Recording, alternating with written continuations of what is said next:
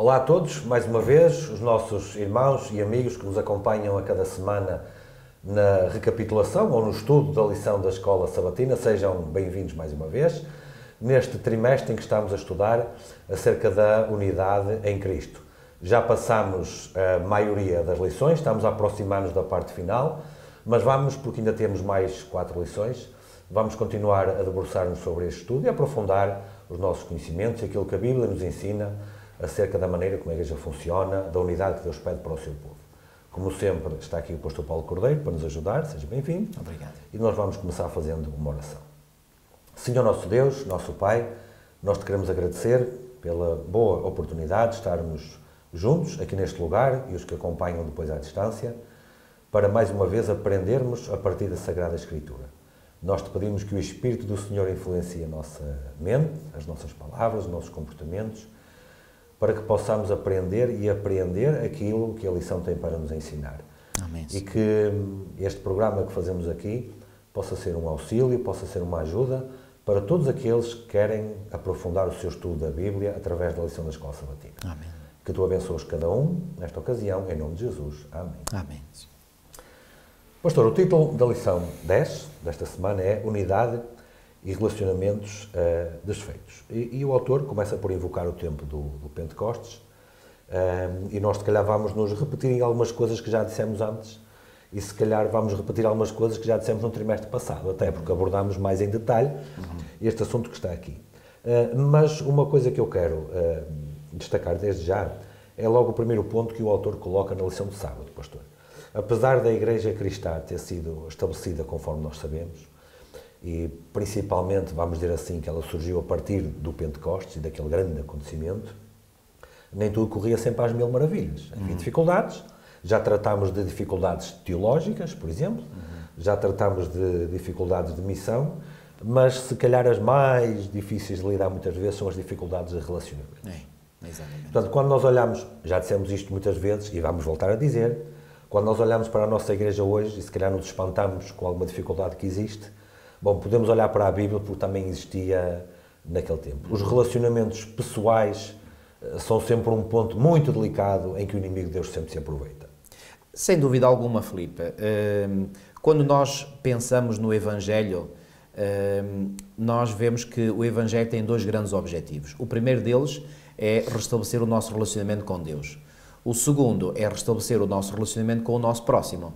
Portanto, aliás, Jesus, quando ele se referiu à lei de Deus, ele resumiu todos os mandamentos em 2 grandes mandamentos. O primeiro, amarás a Deus sobre todas as coisas e ao teu próximo como a ti mesmo, que é o segundo. Aliás, Jesus até nem veio trazer nada de novo, porque esses textos que ele mencionou e que estão registados, por exemplo, em Mateus 22, já vêm mencionados no Antigo Testamento. Eu posso mostrar muito rapidamente esses textos, creio que a maioria de nós conhece bem.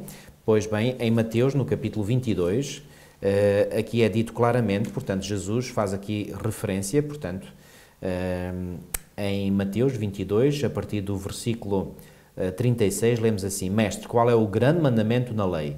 Respondeu-lhe Jesus: Amarás o Senhor teu Deus de todo o teu coração, de toda a tua alma e de todo o teu entendimento. Este é o grande e primeiro mandamento. O segundo, semelhante a este, é amarás o teu próximo como a ti mesmo.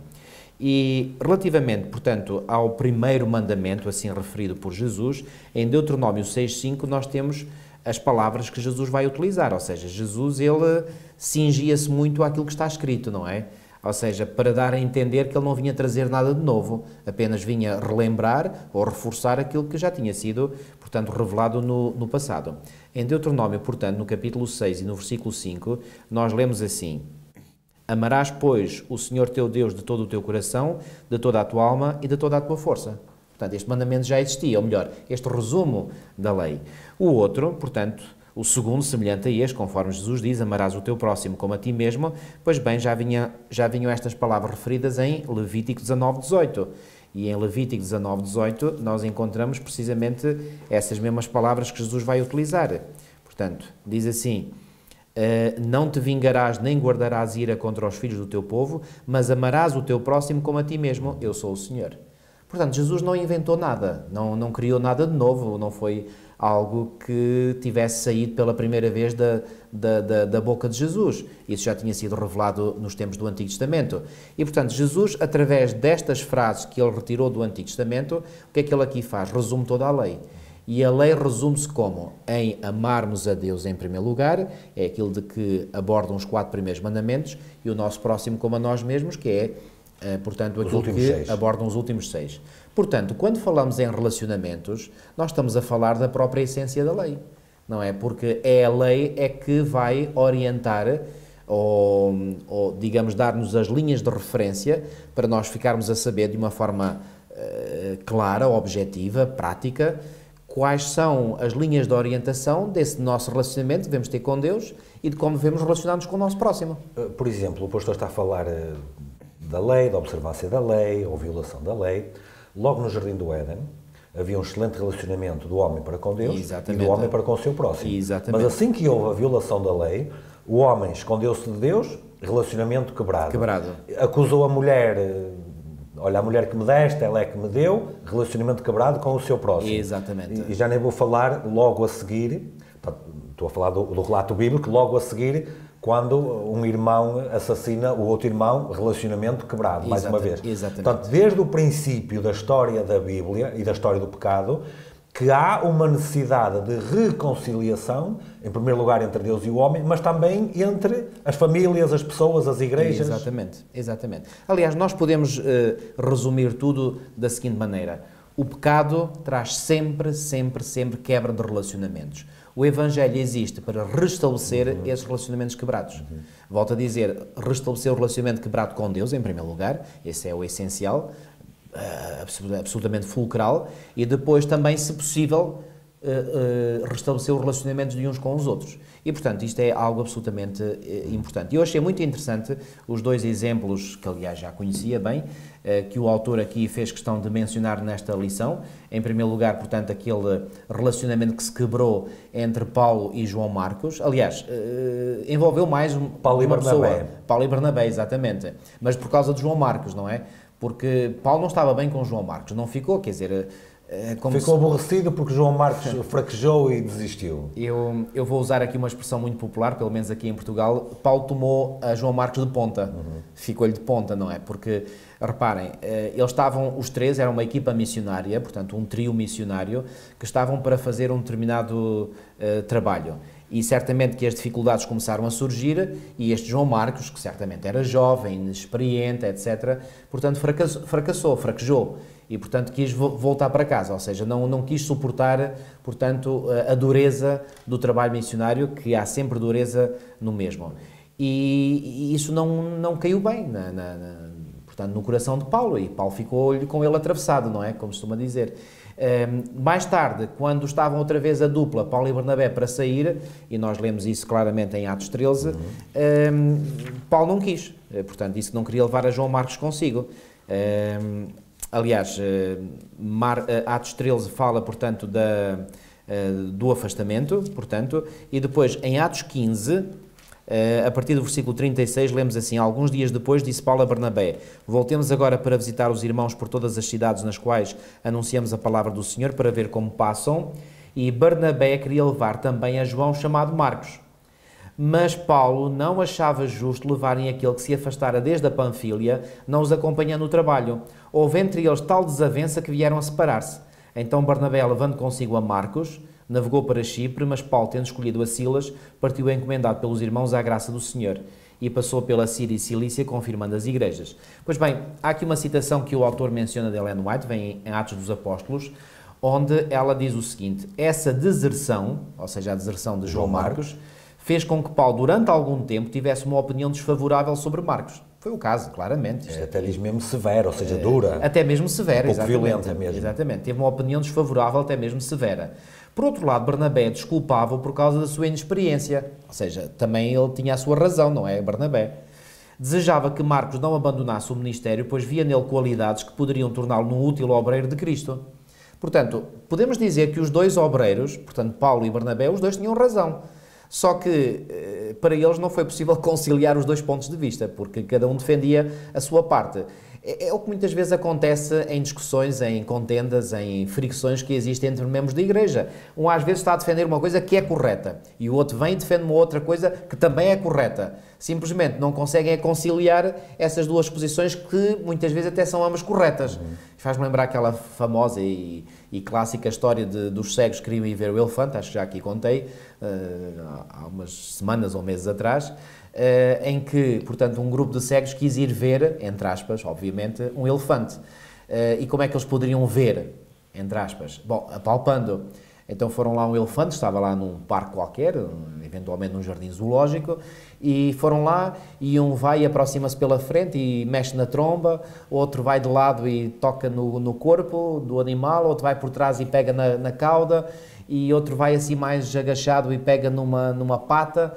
E só que ficaram por ali, não é? E cada um analisa com o seu tato, não é? E depois quando se juntam, ei pá, eu nunca pensei que um elefante fosse como uma parede.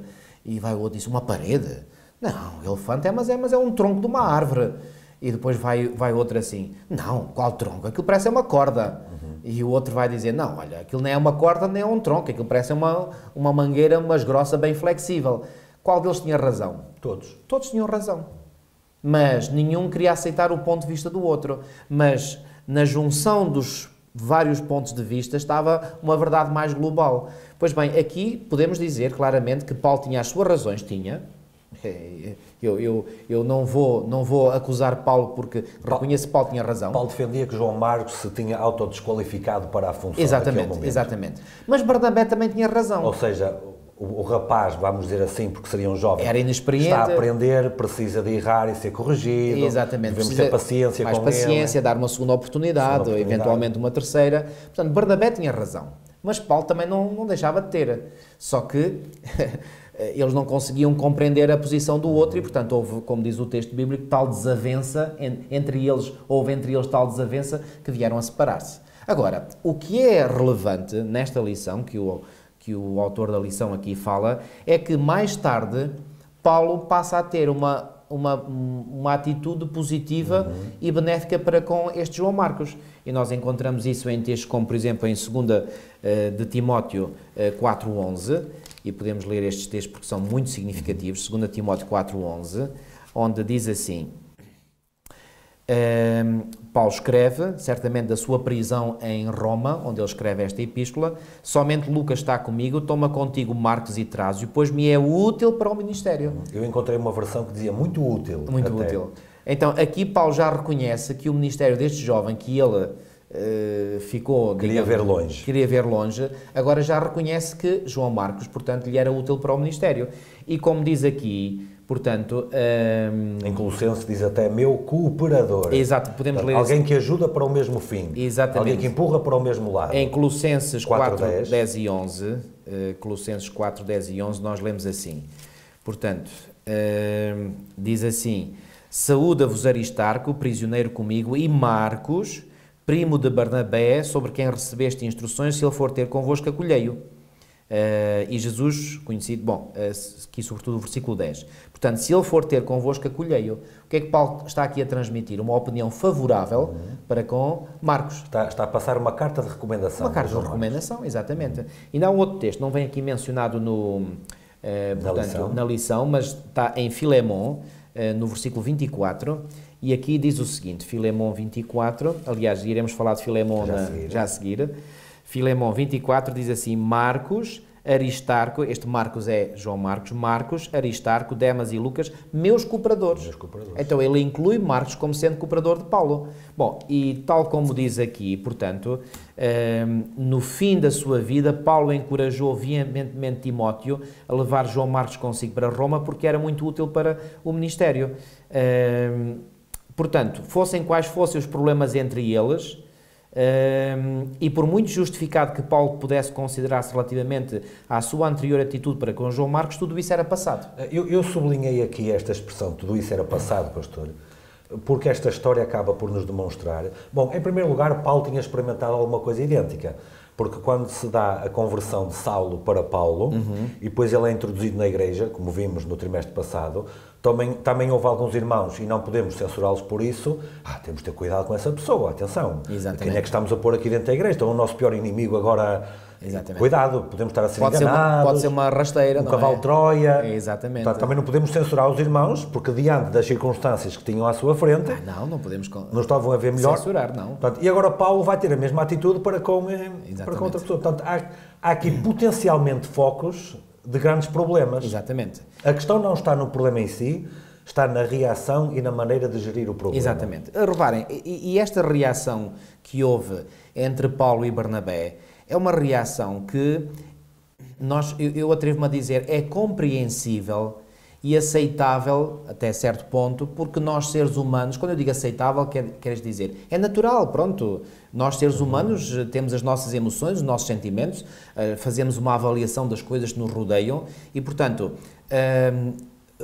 foi uma reação natural e eu gosto imenso da Bíblia nesta sua naturalidade, nesta sua transparência em expor e a fazer chegar até nós hoje, muitos séculos depois, os problemas que estes nossos irmãos viveram no passado. Porque nós, ao olharmos para estes problemas que houve na Igreja no passado, nós reconhecemos os problemas que vivemos hoje. São os mesmos, não mudou nada. Entre uns e outros. Exatamente. A expressão que eu queria destacar aqui há pouco, que era tudo isso era passado, tudo foi ultrapassado, fez-me lembrar uma frase que às vezes ouvimos na igreja, quando estamos a explicar a questão do perdão e dos relacionamentos, que também falaremos um bocadinho à frente do perdão, não é? Estamos a falar e às vezes ouvimos aquela expressão, bom, aquilo aconteceu, eu perdoo, mas não vou esquecer. Eu nunca me vou esquecer aquilo que tu me fizeste. Bom, quando eu leio aqui tudo isso era passado, eu deduzo que eles colocaram para trás as divergências, as esqueceram e não deixaram que as divergências, os problemas e a irreconciliação do passado viesse agora a influenciar o presente e o futuro. Exatamente. Bom, quando se fala que eu não esqueço, isso pode ter dois significados. Primeiro, pode ser, quando a pessoa diz eu perdoo, mas não esqueço, bom, não esquecer pode significar, não sei, cada um é que sabe de si, mas pode significar que ainda há uma mágoa lá dentro, que não está resolvida. Se assim é mau. Agora, o não esquecer, do ponto de vista cognitivo, como uma memória, bom, isso é impossível. Portanto, quando Deus nos perdoa os nossos pecados, Ele não nos dá uma mente em que nós ficamos, portanto, sem memória, amnésicos em relação àquilo que aconteceu no passado. Não, nós temos plena consciência daquilo que fizemos no passado e que não estava correto, não era correto diante da lei de Deus. Mas esse perdão que nós pela fé sabemos que o Senhor nos concede porque nós o pedimos e fizemos a confissão arrependidos dos nossos pecados, liberta-nos dessa culpa. Ou seja, nós lembramos do que fizemos, mas isso já não nos atormenta a nossa mente e a nossa consciência como um fantasma que ali está. Nem influencia as nossas decisões e os comportamentos Exatamente. Agora. Da mesma forma, aquilo que alguém possa ter feito contra mim, se eu verdadeiramente perdoei, eu não vou esquecer. Só que essa lembrança não vai me afetar negativamente. Portanto, eu recordo, mas consigo lidar com aquela pessoa, apesar de saber que ela me fez algo no passado. Mas isso que ela me fez está passado no sentido de que está resolvido. Esse é aquele princípio que é o próprio Deus que o invoca, de que lança nas profundezas do mar. Exatamente. Portanto, o que está nas profundezas do mar ninguém vai lá buscar agora. Volto a enfatizar, o Senhor não nos torna amnésicos, ok? Por exemplo, o apóstolo Paulo, já mesmo quase no final da sua vida e obviamente do seu ministério também, quando escreve aquela epístola que ainda há bocadinho lemos aqui em 2 Timóteo no capítulo 4, ele diz assim, portanto, aliás, 1 Timóteo, quero dizer, 1 Timóteo no capítulo 1 e a partir do versículo 12, diz assim: sou grato para com aquele que me fortaleceu, Cristo Jesus nosso Senhor, que me considerou fiel, designando para o ministério, a mim que noutro tempo era blasfemo e perseguidor insolente, mas obtive misericórdia, pois o fiz na ignorância e na incredulidade. Então Paulo lembrava-se que tinha sido no passado, noutro tempo, blasfemo e perseguidor e insolente. Ele não ficou amnésico acerca da sua vida passada. Agora eu pergunto, será que isto preocupava Paulo no momento presente? De forma alguma. Da mesma maneira como Por isso Deus... é que ele quando escreveu aos Filipenses no capítulo 13, ele diz: irmãos, uma coisa eu faço, esquecendo das coisas para trás ficam. Prossigo para o alvo. Ou seja, esse esquecimento é um esquecimento ativo, não é um esquecimento amnésico. Portanto, ele lembrava-se da sua vida passada, mas esse passado não o incomodava mais no seu presente. E da mesma maneira como nós sabemos como Deus lidou connosco nesse mesmo passado para nos trazer até ao presente, Isso. é a minha responsabilidade lidar com aqueles que me ofendem, com aqueles com quem eu estou irreconciliado, e lá está, enfatizo a gestão do problema e não o problema em si. Exatamente. Se eu me quiser concentrar no problema, então estaremos irreconciliados para a vida toda. Filipe, se me permites, eu iria já avançar para o tema da lição de quarta-feira, o perdão. Sim, porque é uma sequência lógica disso. É uma sequência lógica do que estamos aqui, deste caso, portanto, em que Sim. Paulo perdoou certamente, não tenho dúvidas nenhumas, que Paulo no seu coração perdoou, Claro. portanto, a atitude irrefletida ou precipitada de João Marcos. Aliás, o pastor leu um texto há bocado, se alguém diante de Deus se sentia perdoado, era Paulo, de certeza Exatamente, absoluta. portanto, agora, o perdão é uma decisão. O perdão vem como uma decisão tomada por nós. E a esse propósito, eu gostaria de ler aqui algo que pertence a uma parábola que Jesus enunciou e que vem em Mateus, no capítulo 18. É aquela parábola que nós conhecemos como a parábola do credor incompassivo, em que havia um indivíduo que devia muito dinheiro a um senhor, depois esse senhor perdoou, mas depois quando ele sai da presença desse senhor encontra um seu conservo, e então, quando ele encontra esse conservo, diz assim, o versículo 28 em diante, saindo porém, estou em Mateus 18, 28 em diante, saindo porém aquele servo, encontrou um dos seus conservos que lhe devia 100 denários, e agarrando, sufocava, dizendo, paga-me o que me deves.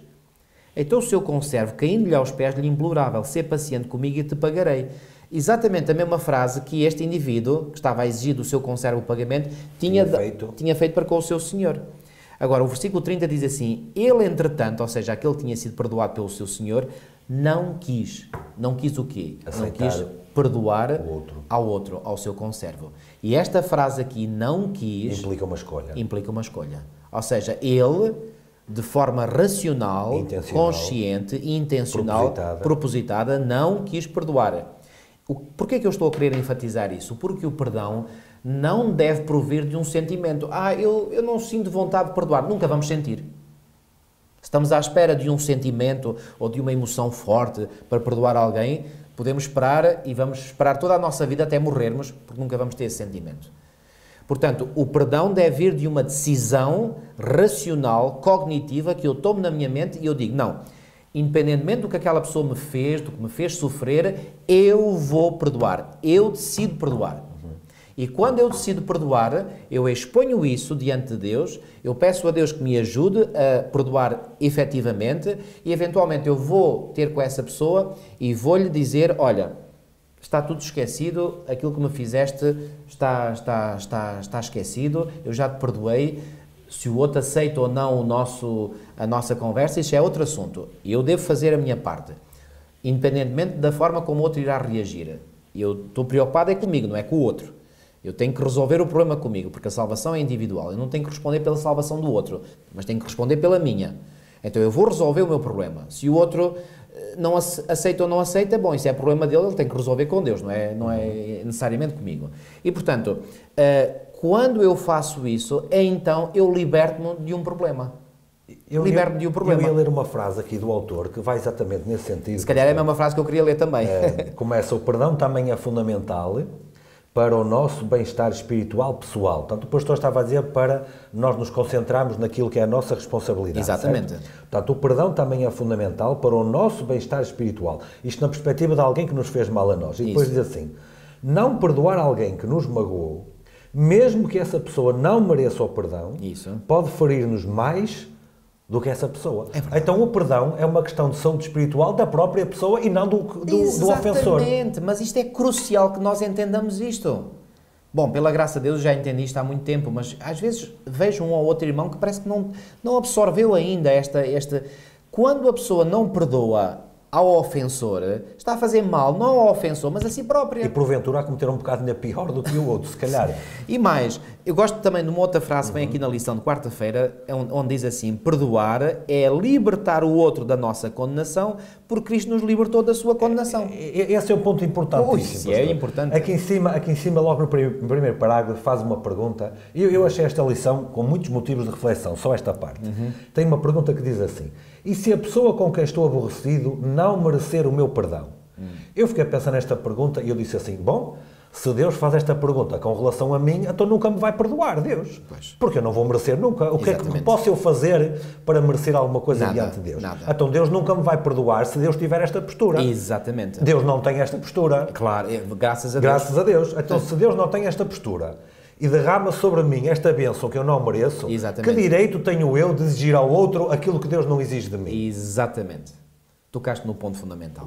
Ou seja, o relacionamento de uns para com os outros pode, deve e tem de ser um reflexo do relacionamento que Deus quis ter com a raça humana caída para a restaurar, para a salvar, para a reconciliar consigo Exatamente. mesmo. O contrário disto é irreconciliação eterna e permanente. Não consigo encontrar outra... Aliás, nesta mesma parábola que eu há bocadinho fiz referência, depois de este indivíduo, que portanto revelou não ser digno do perdão que tinha recebido, que já tinha recebido, porque ele agora não quis dar o seu perdão ao seu conservo. Diz mais à frente, vendo os seus companheiros o que se havia passado, entristeceram-se muito. Repare, até nem diz que eles se revoltaram, entristeceram-se, por ver que o indivíduo que tinha recebido uma graça tão grande do seu senhor não estava agora na disposição de dar uma pequenina graça ao seu conservo. Então entristeceram-se muito e foram relatar ao seu senhor tudo o que acontecera. Então o seu senhor, chamando-lhe, disse: servo malvado. E aqui vem um adjetivo muito forte que caracteriza este servo. Ele é malvado. Perdoei-te aquela dívida toda porque me suplicaste, e não devias tu igualmente compadecer-te do teu conservo, como também eu me compadeci de ti? E indignando-se, o seu senhor o entregou aos verdugos, ou seja, aos carrascos, até que lhe pagasse toda a dívida. Assim também meu Pai Celeste, termina Jesus, ou seja, agora remata com a lição que retira da parábola. Assim também meu Pai Celeste vos fará, se do íntimo não perdoardes cada um a seu irmão. E agora eu gostaria de analisar aqui um bocadinho mais esta frase de Jesus, quando ele diz: assim também meu Pai Celeste vos fará. Fará como? Fará como este senhor aqui mencionado na parábola. O que é que este senhor fez? Bom, inicialmente, porque o seu servo foi lá e reconheceu que não tinha forma de pagar e apelou para a complacência, para a misericórdia do Senhor, e o Senhor manifestou misericórdia para com ele. Agora, o que é que acontece? Porque ele não esteve na disposição, por decisão dele, racional, objetiva, cognitiva, etc. Porque ele não teve na disposição de perdoar ao seu conservo, o que é que o Senhor fez ao servo? Retirou-lhe o perdão que já lhe tinha dado. Pastor, isso está em total consistência Então, com um excerto da oração do Pai Nosso que diz: exatamente. perdoa-nos as nossas ofensas, na mesma medida ou conforme, depende das versões, nós perdoamos a quem nos tem ofendido. Olha, Filipe, na oração do Pai Nosso, registada em Mateus 6, é interessante que depois de vir mencionada, portanto, nos versículos 9 a 13 de Mateus 6, logo a seguir vem um comentário que o próprio Senhor Jesus faz, não a toda a oração, mas apenas a uma parte da oração. Dizem assim os versículos 14 e 15. Porque se perdoardes aos homens as suas ofensas, também vosso Pai Celeste vos perdoará. Se, porém, não perdoardes aos homens as suas ofensas, tampouco vosso Pai vos perdoará as vossas ofensas. Com a mesma medida que medirdes, sereis medidos. Exatamente. Diz, sim, senhor, em Mateus 7, mais à frente, pois com o critério, Mateus 7, 2. Pois com o critério com que julgardes, sereis julgados, e com a medida com que tiverdes medido, vos medirão também. Ou seja, pastor, agora faço uma pergunta, portanto, que é uma reflexão. Quero eu receber de Deus a graça do perdão? Eu não tenho outra opção. Porque se eu não receber essa graça do perdão, eu estou perdido. Perdido eternamente. A pergunta que eu faço para a reflexão, que é a conclusão lógica, é: se eu não perdoo o meu próximo, eu estou a arriscar a minha salvação. Exatamente. É isso mesmo. Portanto, se eu quero ter a certeza de que a graça do Senhor se manifesta para comigo no seu perdão, porque é a única forma de eu me salvar, não tem outra, então eu devo igualmente conceder a mesma graça àqueles que me ofenderam. Se eu não o fizer, o Senhor me diz, e está dito pelo Senhor, que Ele me retira a graça que já tinha dado. Ou seja, reparem, isto até parece um bocadinho contra a lógica humana, quer dizer, então eu já dei um presente a alguém e depois vou pedir esse presente que dei de volta? Mas é o que está cá escrito. É aquilo que Deus faz. Ele já tinha concedido o perdão àquele servo. Ele não quis depois partilhar esse perdão que tinha recebido com o outro. E o Senhor diz: pronto, agora o perdão que eu tinha dado acabou. Agora vais para a cadeia mesmo. Pastor, Isto é terrível. À luz disto que estamos a falar, eu tenho que fazer aqui um desabafo para a nossa reflexão. Que desgraça, mas que desgraça é quando na Santa Ceia nós nos afastamos de lavar os pés aos nossos irmãos. É verdade. Porque à luz disto que estamos aqui a ver... E não é por acaso, Filipe, deixa-me já acrescentar isto, não é por acaso que a nossa Igreja regularmente... 3, 4 vezes por ano. Exatamente. Permite que haja cerimónias de Santa Ceia, precisamente porque Deus sabia e Deus sabe que nós, nos nossos relacionamentos uns com os outros, podemos ter questiúnculos, problemas, dificuldades, fricções, zangas, seja lá o que for. E, portanto, esses momentos são momentos para nós resolvermos isso, para nós nos reconciliarmos uns com os outros.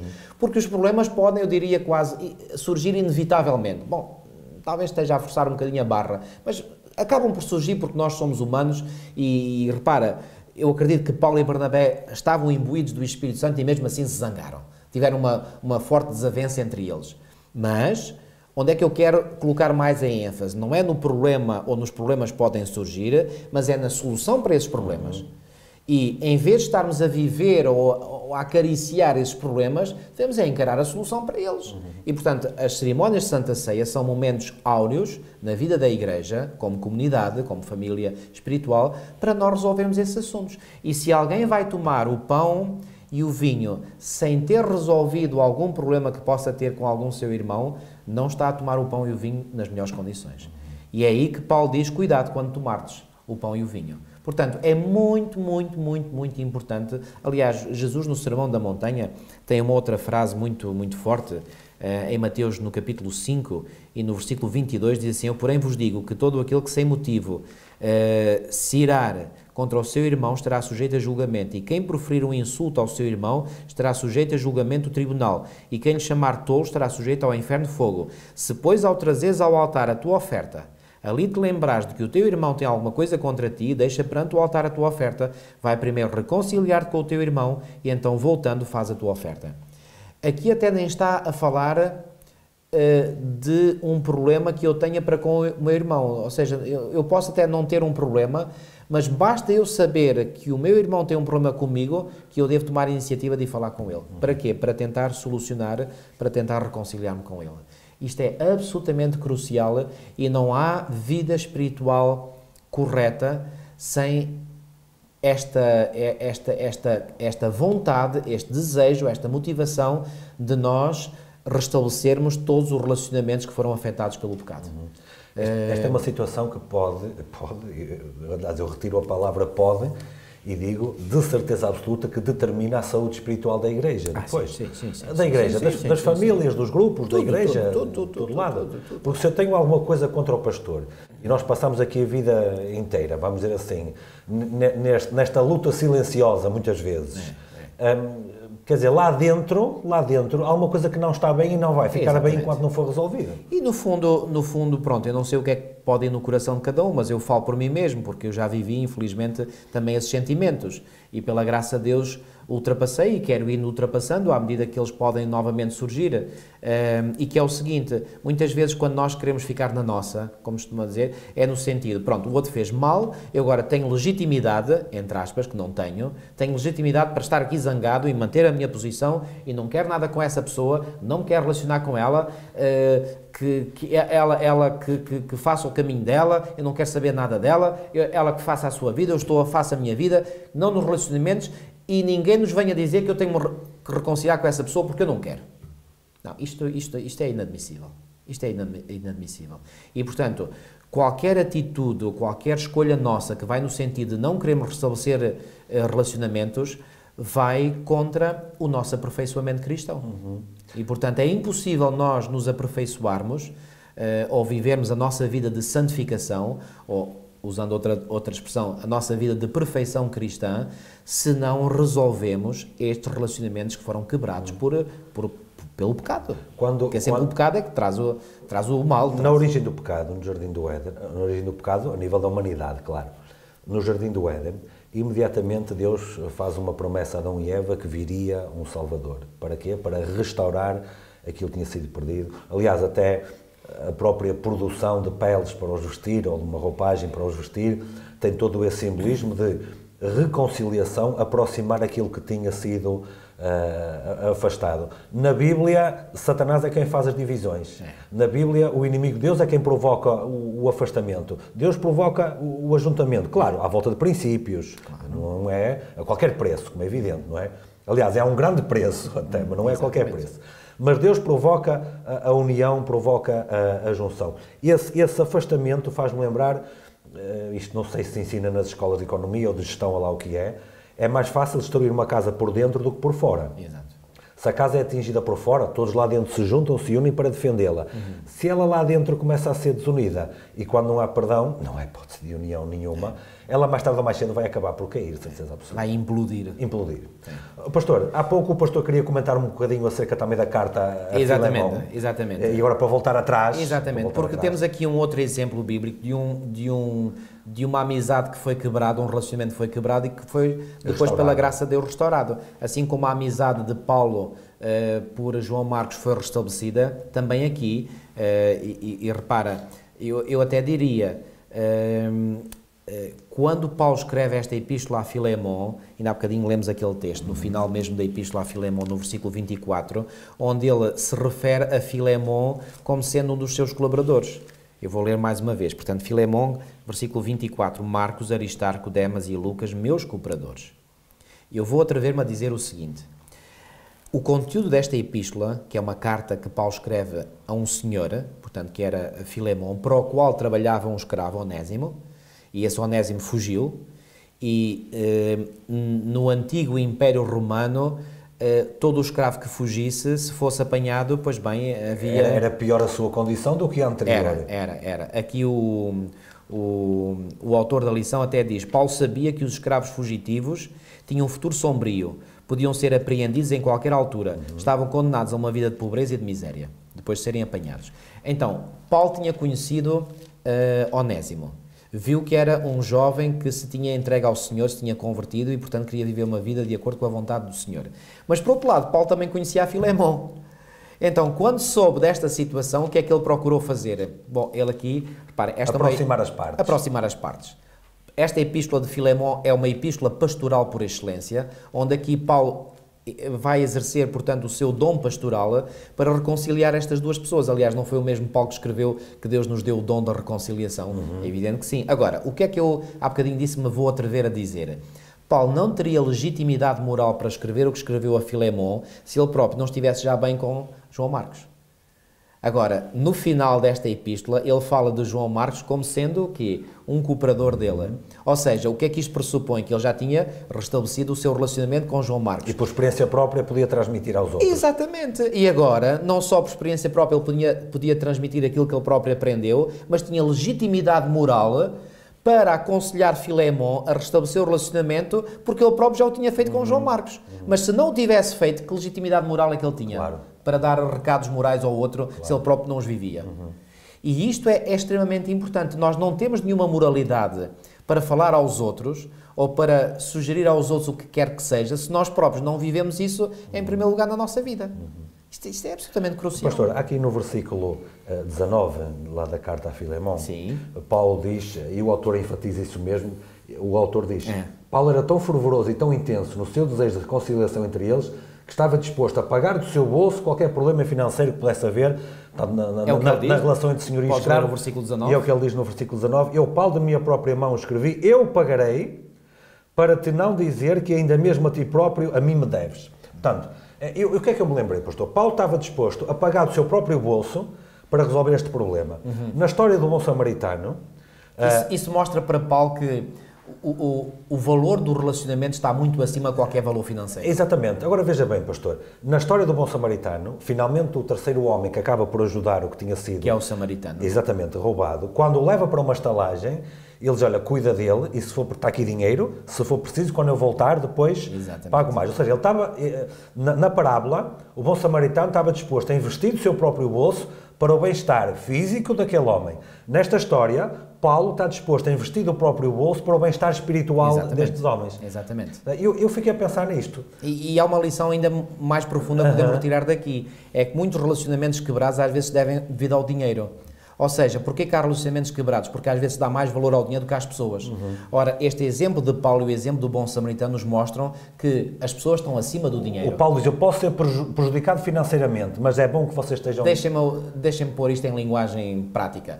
Paulo dizia assim, eu estou-me borrifando para o dinheiro, quero lá saber do dinheiro. Claro. Eu quero é que estes dois homens se possam relacionar novamente bem um com o outro. Isso era o principal. E, portanto, nós devemos, quantas zangas, quantas disputas, quantas querelas, às vezes por questões financeiras, por heranças, de terrenos, de bens, e famílias ficam umas voltadas contra as outras, de costas voltadas umas para as outras, porque um quer aquilo, o outro acha que tem direito àquilo outro. Uma coisa terrível. O que é que isso evidencia, essas querelas? Que as pessoas colocam o amor ao dinheiro acima do amor pelas pessoas. Ora, isto vai a contracorrente do Evangelho. O Evangelho é exatamente o contrário. As pessoas em primeiro lugar, os bens, bem, isso está em segundo, terceiro, quarto ou quinto lugar. Claro, e Paulo já tinha uma experiência espiritual tão grande que estava totalmente desprendido de coisas materiais. Eu queria lá saber do dinheiro, Paulo. Não era isso que interessava. Exatamente. Pastor, falemos um pouco agora acerca dos dons espirituais. Eu sempre apreciei, quando se fala deste assunto, um conceito que me ensinaram, que é o seguinte: os dons espirituais são dados às pessoas, mas não para benefício das pessoas. Exatamente. Os dons espirituais são dados por Deus para as pessoas exercerem em benefício da igreja, da comunidade, ou seja, em benefício dos outros. Sim. No entanto, não deixa de ser verdade que quando nós aplicamos esses dons para o benefício dos outros, nós acabamos sempre por ser beneficiados. Com certeza. Sempre. Mas aí, esse benefício que acaba por recair sobre nós é um prazer, é uma satisfação que sabe bem. Porquê? Porque nós estamos a ser beneficiados indiretamente porque, em primeiro lugar, nos preocupamos com o outro. E ao beneficiarmos o outro, nós próprios fomos beneficiados. E aí, esse benefício que nós recebemos, que recebemos sempre, nem que seja da satisfação de ter cumprido aquilo que Deus pede de nós, esse sacrifício dá-nos uma paz, uma alegria, uma satisfação interior que não tem preço. E, portanto, é verdade, portanto, os dons devem estar ao serviço dos outros e, portanto, não é para nosso benefício, portanto, porque se forem usados primariamente para nosso benefício, então aí vai alimentar o nosso egoísmo. E isso é terrível. Porque se há pecado que é grave, gravíssimo aos olhos de Deus, é exatamente o pecado do egoísmo. Que é o egoísmo, é eu pensar... Colocar o eu à frente de tudo. Colocar o meu eu à frente de tudo. É o ego em primeiro lugar. Ora, foi por aí que o pecado começou no universo. É curioso. Foi pelo orgulho, pelo egoísmo de Lúcifer. Ellen White, nós há pouco falámos de dinheiro, alguns minutos atrás. Ellen White tem um texto, e eu estou apenas a parafrasear, porque não consigo citar ipsis verbis de memória, em que ela diz que Deus dá riqueza material aos homens para ver como é que eles usam isso. É verdade. Se para seu próprio benefício, se para benefício dos outros. Há aquela famosa história do irmão que achava que devolvia muito dízimo, porque ele ganhava muito dinheiro, e o pastor disse: então temos que pedir a Deus para o irmão ganhar menos, que assim começa a devolver menos dízimo. E ele percebeu que aquilo que ele ganhava não era mérito dele, mas era a bênção de Deus, e chegou ao ponto que devolvia 70% ou 80% da sua renda e sobrava-lhe, e tinha cada vez mais. Lá está o tal princípio. Deus entrega um dom para beneficiar os outros. Não entrega um dom para nosso próprio benefício, embora também sejamos beneficiados com... Bom, essa história que tu acabaste de contar faz-me lembrar uma que eu ouvi uma vez a um pastor que não é adventista, é um pastor evangélico brasileiro, que é o pastor Cláudio Duarte. Eu já ouvi 2 ou 3 sermões dele e acho que ele tem um espírito humorístico extraordinário. Aliás, o humor é algo que aparece na própria Bíblia. Por exemplo, existem vários... Se nós fizermos uma leitura atenta da palavra de Deus, nós encontramos que Deus, por vezes, usa o humor. Por exemplo, no relato da Torre de Babel, que encontramos em Gênesis 11, diz lá que aqueles que estavam a construir a Torre de Babel queriam construir uma torre que chegasse até ao céu, mas logo a seguir diz que Deus desceu. Ou seja, é como se Deus estivesse a dizer: olha, por muito que vocês subam até chegar a mim, mesmo assim eu ainda tenho de descer para chegar até a vós. Pensei que o pastor ia-me dizer, quando Elias disse aos profetas de Baal: é melhor falar mais alto que ele pode estar a dormir. É outro exemplo. Portanto, ali Elias, que era um servo de Deus, um homem de Deus, usou de humor. Portanto, não é errado usarmos o humor. E eu creio que este senhor usa o humor de uma forma muito correta, muito sábia, porque, repare, o relacionamento entre seres humanos muitas vezes fica bem temperado se nós tivermos esta capacidade de fazer humor.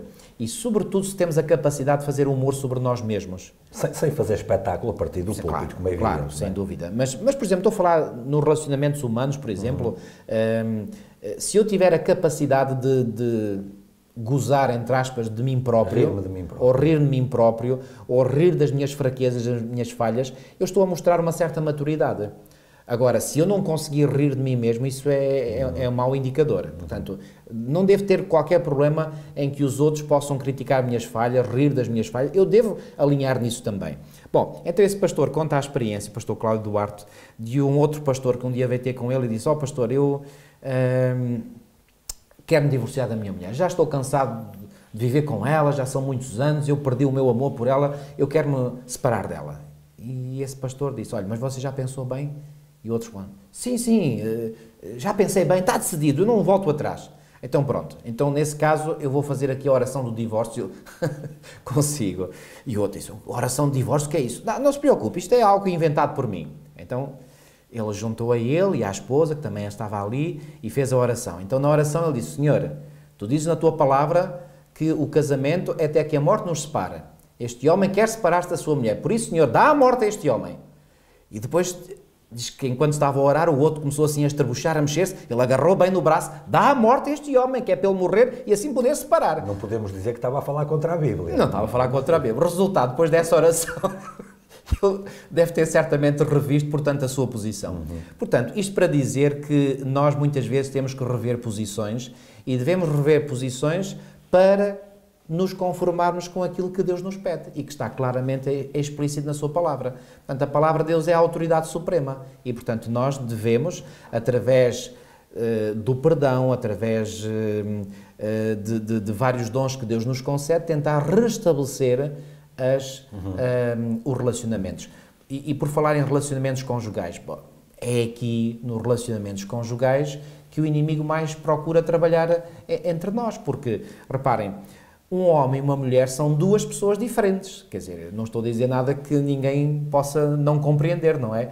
E por serem duas pessoas diferentes que se juntam e que vêm de experiências diferentes na vida, de backgrounds diferentes, etc., por isso é que a palavra de Deus até recomenda que quanto menos diferenças houver entre eles, em termos de idade, de condição social, de raça, de condição espiritual, tanto melhor. Mas mesmo que haja muita coisa em comum, há sempre diferenças.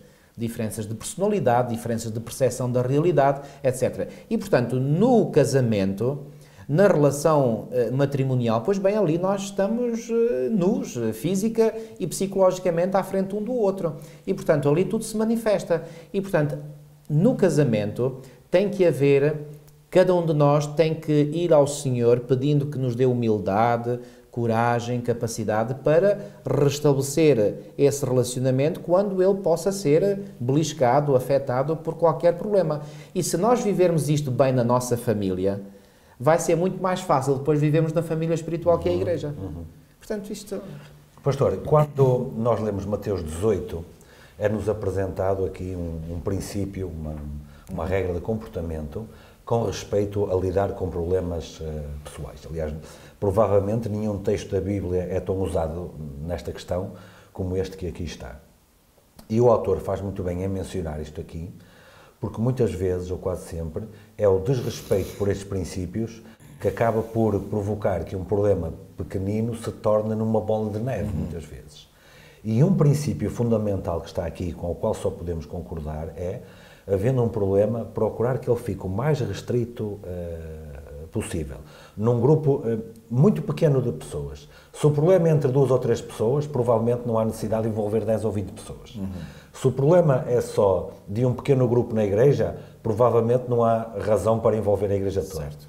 Se o problema é só da igreja, não há necessidade de envolver outras igrejas. Fora da igreja, com outro e por aí fora. Claro.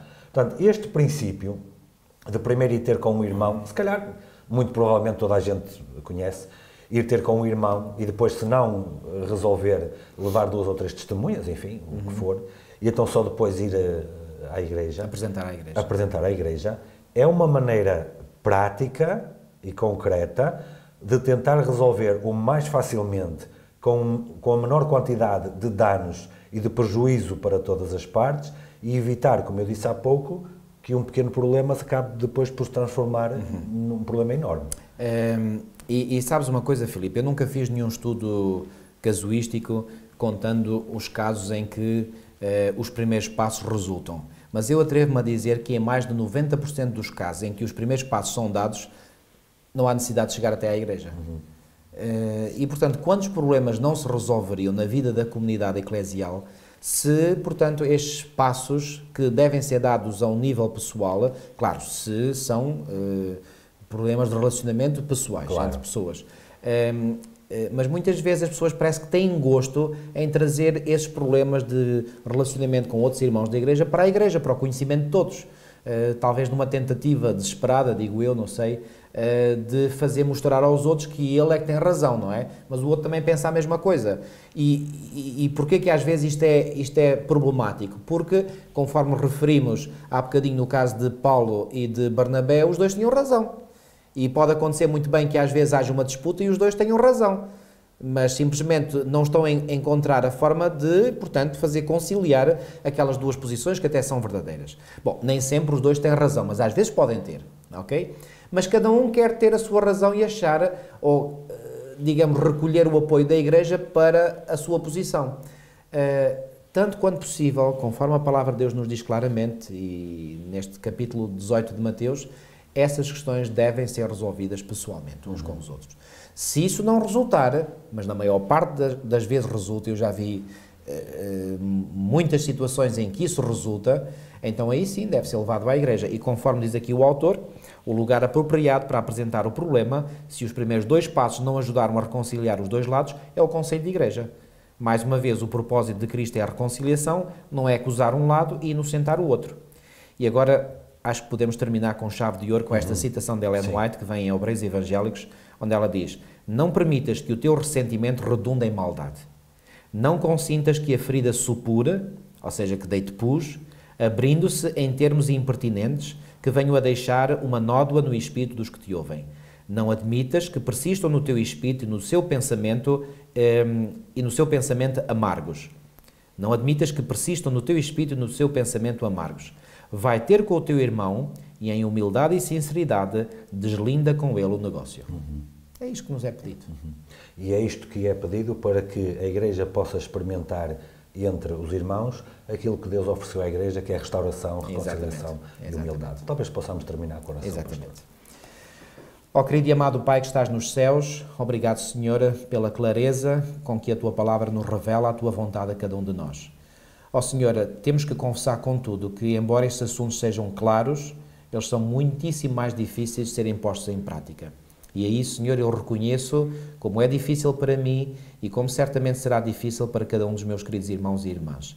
Mas também sei, Senhor, e quero que os meus irmãos saibam que pelo Teu poder tudo é possível. Como Paulo disse, posso todas as coisas naquele que me fortalece.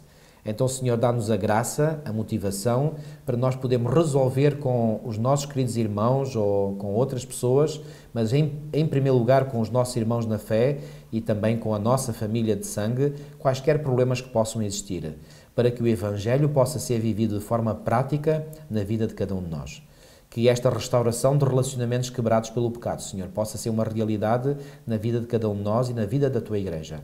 Abençoa-nos nesse sentido. Tudo isto pedimos e pela fé te agradecemos em nome de Jesus. Amém. Nós voltamos na próxima semana para a lição 11. Até mais.